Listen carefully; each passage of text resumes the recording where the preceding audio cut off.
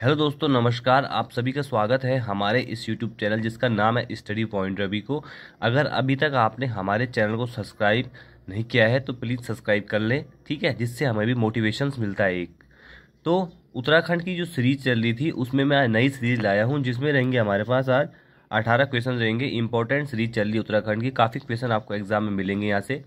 तो पहला क्वेश्चन है, तिलों के तेल से किस मंदिर में अखंड ज्योति जलाई जाती है? तो बद्रीनाथ मंदिर में तिलों के तेल से अखंड ज्योति जलाई जाती है।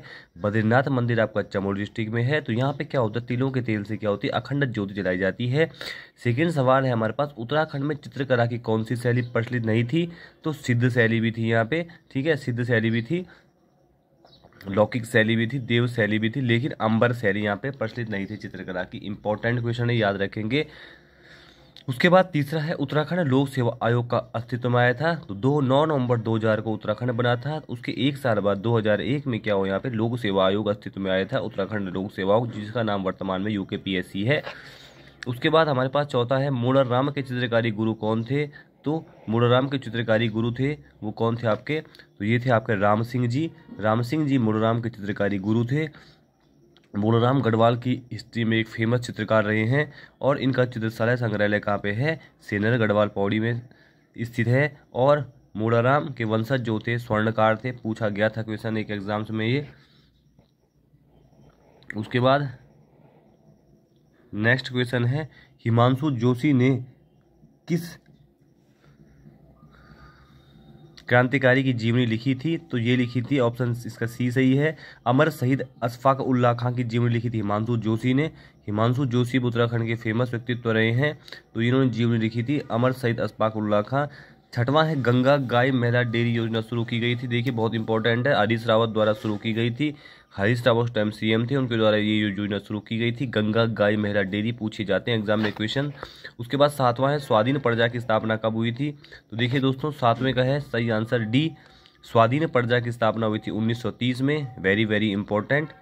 उसके बाद आठवां है, राज्य में सर्वाधिक राष्ट्रीय उद्यान अभ्यारण्य स्थित है चमोली में। चमोली में सबसे ज़्यादा झीलें भी आई हैं, चमोली में ताल जो है सबसे ज़्यादा चमोली में है, ठीक है। चमोली जिले का मुख्यालय है गोपेश्वर। चमोली की स्थापना होती 24 फरवरी 1960 को। उसके बाद हमारे पास नेक्स्ट क्वेश्चन है, और रुद्रप्रयाग की स्थापना होती है 1997 को, याद रखेंगे। नौवां है, उत्तराखंड में प्रतिवर्ष सीता माता की याद में कौन सा मेला मनाया जाता है? तो जिसका सही आंसर है मनसार का मेला, जो उत्तराखंड में प्रतिवर्ष सीता माता की याद में मनाया जाता है। उसके बाद 10वां है, कुमाऊं के किस कवि को कविराज के नाम से जाना जाता है? सुमित्रा नंदन पंत, सॉरी, इसका जो सही आंसर है रामदत्त पंत को कहा जाता है। कुमाऊं का किस कवि को कविराज? तो रामदत्त पंत को।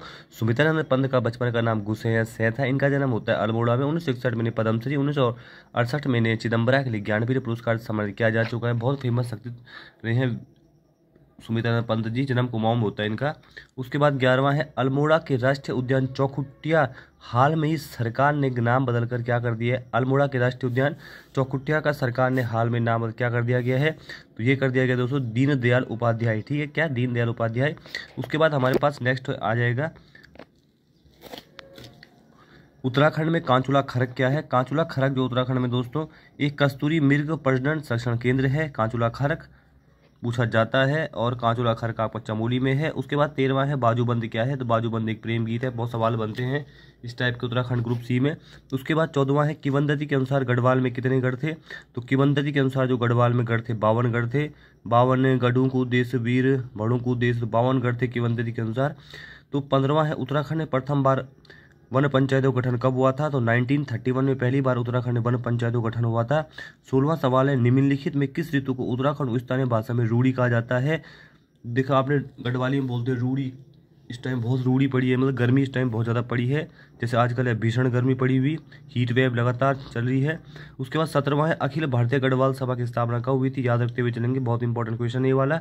अखिल गढ़वाल सभा की स्थापना हुई थी 10 फरवरी 1952 को, याद रखेंगे आप इसको भी।